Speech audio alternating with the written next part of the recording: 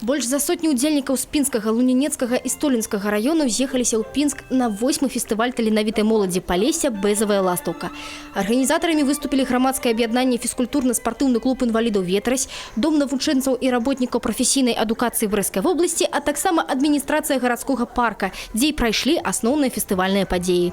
Цель фестиваля – показать талантливых людей, показать как в плане различных поделок они будут делать, так и талантливые, чтобы они выступили на сцене в первый раз. Карціны і панно са скуры, вырабы з бісеру і прыроднага матэрыялу, швейную прадукцыю і многае іншае можна было знайсці на выставе продажу.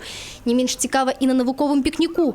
Тут можна было паўдзельнічаць у займальных хімічных вопытах і не толькі. Вот такую вот ручку мы делаем.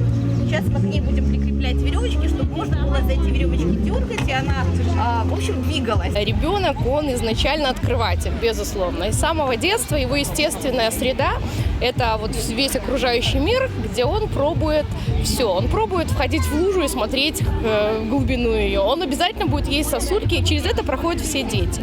Но можно сделать так, чтобы вот эта естественная любознательность была направлена педагогам в нужное русло. Конкурсы малюнкаў на асфальце, майстар-класы, віктарыны, канцэрты. Фестываль задуманы як магчымасць самарэалізацыі для ўсіх жадаючых, незалежна ад іх сацыяльнага статусу і фізічнага стану.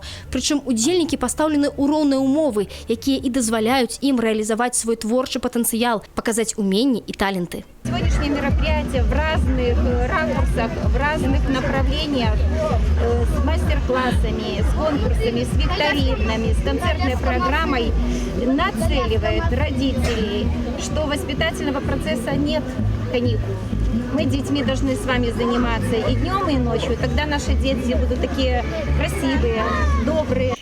І ўсё ж галоўная задача фестывалю «Бэзавая ластаўка» – знайсці і паказаць свету адораную моладзь, дапамагчы ёй самарэалізавацца, даць магчымасць увасобіць у жыццё сваю мару. Марыя Кобец, Алеся Зелянко, Александр Дзячэнка, тэлерадыёкампанія «Брэст».